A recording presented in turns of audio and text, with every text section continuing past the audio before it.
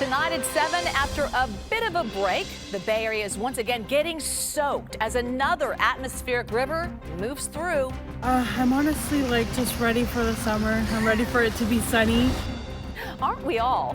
And from toppled trees to the threat of flooding, we are tracking the damage so far from this latest storm.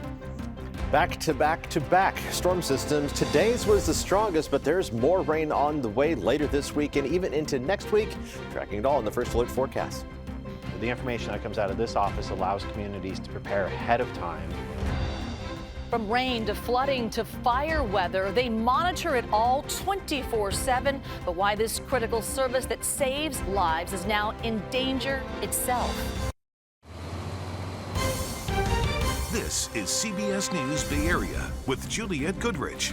Good evening. Well, the radar, it speaks for itself. The Bay Area is getting soaked right now as an atmospheric river is making its way through the Bay Area. And it's not just the rain. We're talking strong winds caused this mess you're looking at in Alamo. The gusts knocked a tree down on top of a truck on Danville Boulevard. Thankfully, no one was hurt. That video courtesy of our meteorologist, Paul Hagan. A tree also came down in Redwood City, landing on the top of a home daycare. This on Roosevelt Avenue. The people inside were evacuated and no one was hurt, thank goodness. So you could see the crews up on the roof cutting it with a chainsaw. The storm also made it difficult to get around on the roads today. People in the North Bay, they tell us at this point in the season, they're used to the rain, but they're still pretty wary about potential flooding. Kelsey Thorne is live in San Rafael right now with a look at things. I think you're in a dry spell at this particular moment. Hey, Juliette. Yeah, I mean, the weather seems to have kind of gone south from where we are now, but it was a much different story out here earlier. We really saw a lot of rain out this afternoon. Now, we did not hear of any kind of localized flooding or big flooding issues here in San Rafael where we are, but what we did hear was from a lot of people doing all they could to avoid those rainstorms. How is it? No bueno. Are you guys prepared for the rain over the next couple of days? Yeah, I think so. As the rain started to pour in San Rafael, folks out and about running errands did their best just to power through. I just got off work, so just had to drive over and pick up some groceries. Raylene Garcia told us she's not too concerned with the rainy forecast. The area she lives in isn't prone to flooding. I mean, no, I think we're okay right now. So we kind of are in a newer development, so I think that's helpful too. Another man told us he already started to see a bit of flooding near his home, but feels he'll be able to handle it. Where I live, a little bit of flooding, but it's okay. Do you feel pretty prepared going into the next few days with more rain expected? Yeah. As a retired cop from San Rafael, you're always prepared, right? One woman told us she also feels prepared going into these rainier days, but that doesn't mean she's happy about it. I'm honestly just ready for the summer. I'm ready for it to be sunny.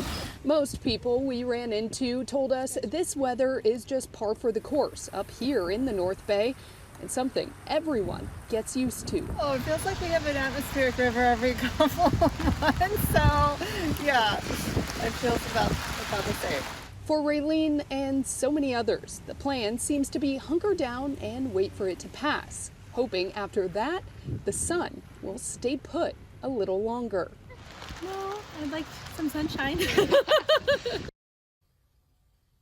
And while it is relatively calm here now, we are still expecting that kind of second wave of rainstorms to get here through Friday and through the weekend. So people here know they are not out of the woods yet, even though many say they are prepared. You know, they go through this a lot up here in the North Bay. They, of course, are still staying cautious going into this weekend with so many days of rain. Juliette. Absolutely. Kelsey, thank you. Okay, it's 7:03. That lighting loves Kelsey. The daylight saving. Did you see how pretty she looked? Yeah. I mean, I know we're talking about rain, but I just want to talk about how pretty Kelsey looked. Yeah, and the magic hour. That's what they call it. The magic hour. Yes, when you get that sun low on the horizon. That's what Reporters it is. love that, along with, Yes, oh, I know that too. I've been out there cinematographers for and years. directors. And it means we're in a little break in the most widespread rainfall for the moment. Let's take a look back in time here. We're going to rewind the radar on our floor map and go back over the last 12 hours to the progression of this storm system. We went from light showers for the morning commute it was breezy, but the strongest winds accompanied the heaviest rain as it moved through. And that heaviest rain arrived at the coast by late morning.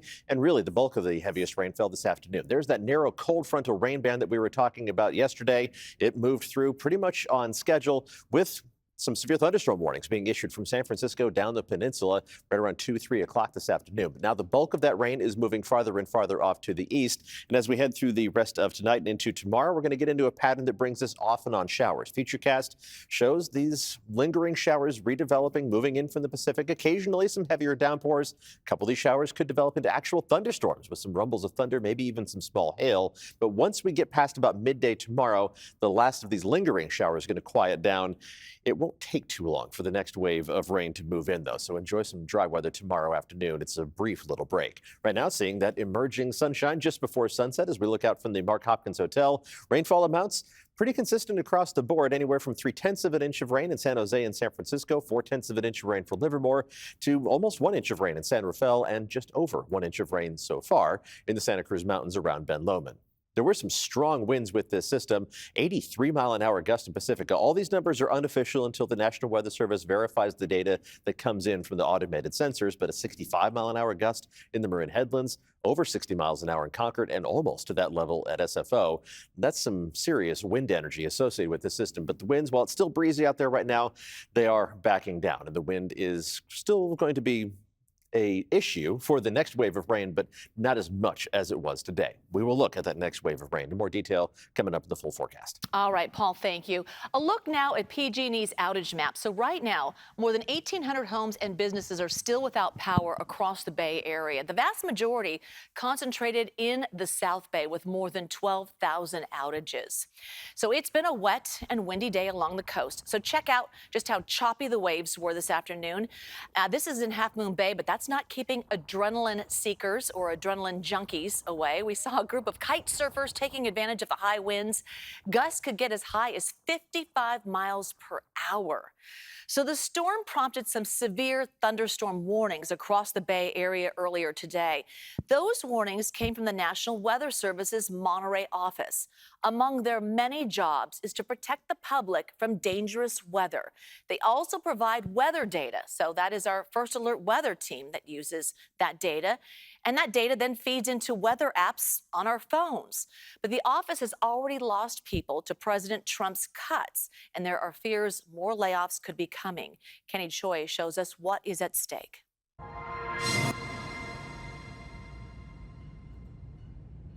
Meteorologist Matt Maley keeps a close eye on this latest storm. This is what we refer to as water vapor. Relying on all the technology at the National Weather Center. That's a good way for us meteorologists to get a snapshot and kind of look at what's happening in the upper levels of the atmosphere, is basically how much moisture content we have. The NWS falls under the umbrella of the National Oceanic and Atmospheric Administration. Brian Garcia is one of 12 meteorologists at the Monterey Center, which sends out severe weather-related warnings, including tsunamis and flash floods, to the public and local government emergency management agencies. It's a 365, 24/7 operation. The information that comes out of this office allows communities to prepare ahead of time for those floods. It's not just forecasts and warnings they provide to 11 counties and some 8 million people. Incident meteorologists will deploy and work alongside first responders during massive wildfires, providing critical information. So this is the instrument itself. This is called a radiosonde.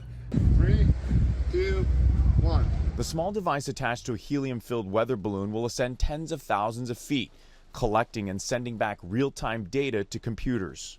So it's giving us the pressure, temperature, relative humidity. All that information helps provide a more accurate analysis of the conditions. We relay that information to the incident management team. They come up with an action plan for the day, and then they kind of go and attack the fire and try to do what they can. In those instances, we're supporting our community by embedding with our partners in the departments of emergency management at their emergency operations centers. More than 1,000 NOAA employees have been recently laid off. The Trump administration is reportedly directing NOAA to lay off an additional 1,000 workers. Many employees have been working in Monterey for decades. We're ingrained into this community and we're invested in this community for the long haul. For meteorologists like Maley and Garcia, they're focused on their daily tasks, part of which is to provide critical information during severe weather. We're able to use that information to determine if we're going to get clouds to develop, or if a thunderstorm would to develop, or if a fire got enough heat underneath of it, if we'll be able to create some of its own weather. It's a service they provide for public safety. DOGE has also announced it might terminate the leases of 19 NOAA offices nationwide, including buildings that generate vital weather forecasts and maintain radar operations. NOAA declined to comment on the layoffs. She says her daughter is so scared to go to school, she needs a daily escort to her classroom. She doesn't want to go into school because she's afraid something will happen to her. Up next, fearful parents air their concerns about school violence in Santa Rosa, the answers they're hoping to get.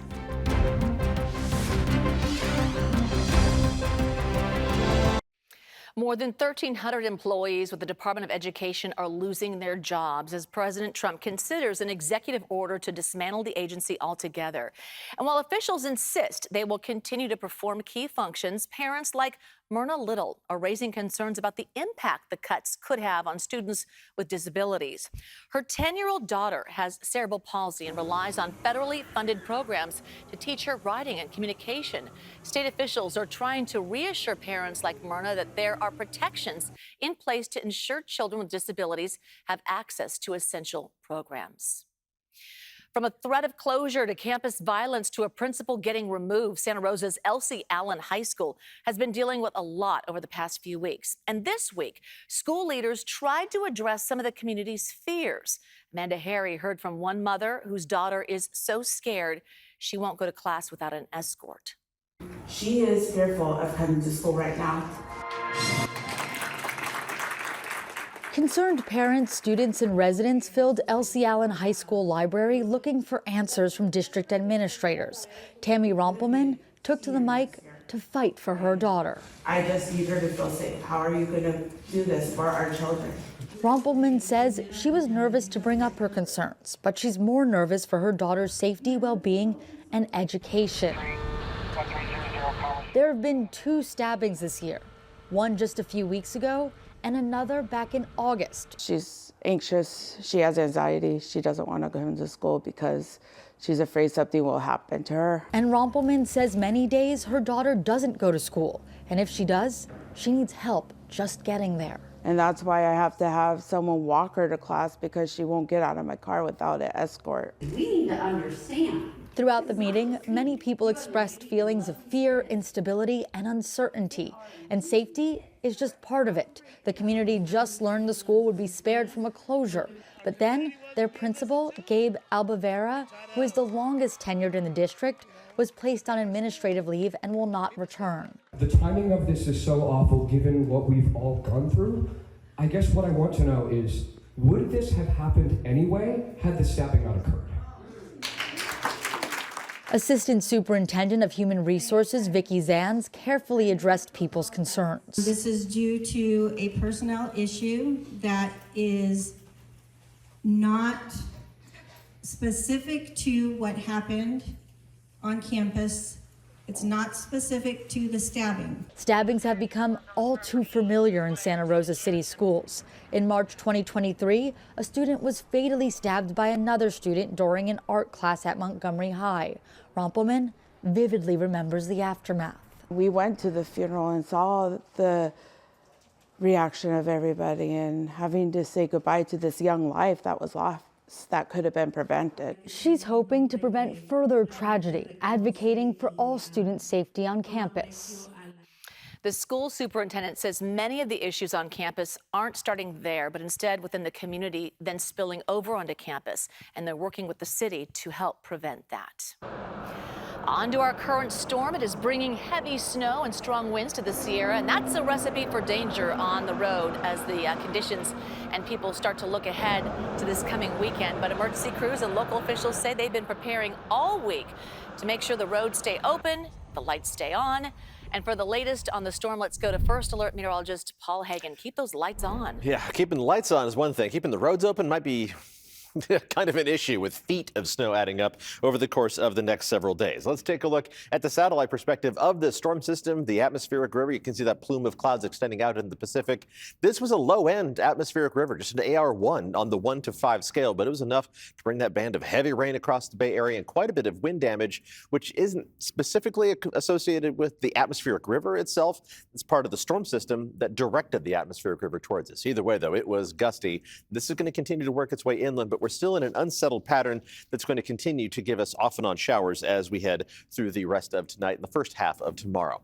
Fortunately, the winds have started to calm down. Current wind speeds running mostly in the 10 to 15 mile an hour range, and 18 mile an hour sustained wind right now in Fairfield at Travis Air Force Base. And that's one of the few spots that's even recording that level. The strongest gust is 18 miles an hour in Concord, so not nearly the level of wind energy that we had early this afternoon. We had numerous 60+ mile an hour gusts across the Bay Area.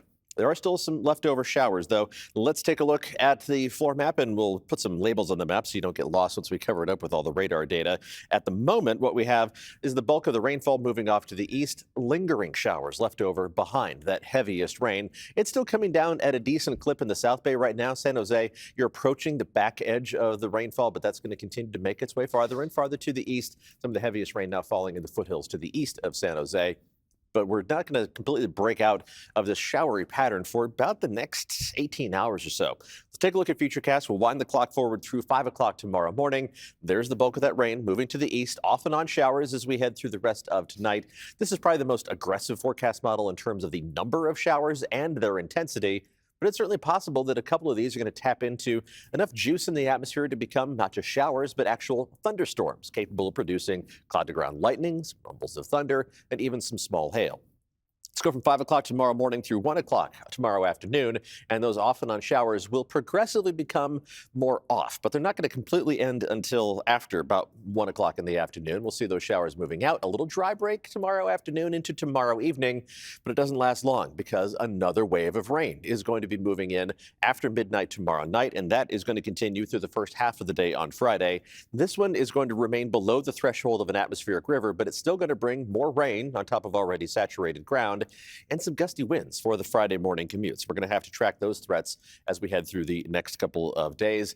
And then there's still more rain that's on the way as we head into the weekend, late in the weekend and into early next week. On top of what's already fallen, Futurecast indicates anywhere from 1/10 of an inch to maybe close to a 1/2 inch of rain, just depending on exactly where those heaviest downpours decide to set up. And that is almost impossible to predict with any kind of specificity. So take the specific numbers with a giant grain of salt. But again, we're looking at that range, 1/10 of an inch to maybe another 1/2 inch of rain. Southern half of the Bay Area picking up maybe a little bit more than that as we see the rain still falling. But that next system dropping another 1/2 inch to an inch on top of what's already fallen in the North Bay. Here are the amounts for the southern half of the Bay Area. Again, a little bit more because the rain is still falling for now, but the next system likely will focus more of its moisture on the northern half of the Bay Area, and there is still more to come after this. That next wave of rain late Sunday. I think we start at least the first half of the day Sunday dry, but rain moving in before the sun goes down Sunday evening, continuing Sunday night with off and on showers on Monday, and then we catch a little break in the action Tuesday and Wednesday. 2 dry days in a row and then 2 snow days, snow-free days in a row for the Sierra, but not before they add up with this current system, another 1.5 to 3 feet of snow. And they've already added up some of it. Then there's more on the way tomorrow night into early Saturday. That's going to be about 6 to 12 inches. So that's the more modest snowmaker. And then there's more. By the time you add it all up over the course of the next 7 days, we're talking about anywhere from 4 to 7 feet of total snowfall in the Sierra. That's why we said it's going to be challenging for the road crews to kind of keep up with that volume of total snowfall. Let's take a look at the 7-day forecast. We'll return to the Bay Area, and we're going to stay on the chilly side for the next several days. Temperatures in the 50s and low 60s. There are a couple of dry days here and there. The first half of the weekend looks dry. Any outdoor plans this weekend, try to get it done on Saturday or early in the day Sunday. And then a couple of dry but still cool days Tuesday and Wednesday of next week. Jules? Paul, thank you. VTA drivers and mechanics were back on the picket lines for the 3rd day in a row. Why service may not resume anytime soon. It looks like the VTA strike will stretch into at least another day. Union workers were back on the picket lines in San Jose today, demanding a higher pay raise than what they're being offered. For riders, this was the third day without any service.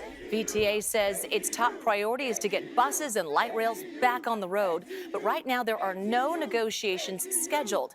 VTA is also suing the union, saying it violated a no-strike clause. But today the agency says a court date has not been set. Coming up, a San Francisco high school moves one step closer to its first state championship in over 20 years. 8 Bay Area high school basketball teams will head to Sacramento this weekend for state championship games. Reardon, Mitty, Carondelet, the Kings Academy, Marin Catholic, Woodside Priory, Half Moon Bay, and International. This is exciting. The Reardon boys are the top team in the Bay Area. They beat De La Salle 52-40 last night in the Open Division Final. The Crusaders will face Southern California's Roosevelt High this weekend for a chance at their first state title in 23 years. The school's already getting a lot of notice right now. I feel like it'll give it even more. Like more kids will start like looking, like trying to come here and all that stuff. I feel like it will be a great experience for the city in general. You know, they got the Warriors, and we will win too. So you know, it'll be a great feeling for sure.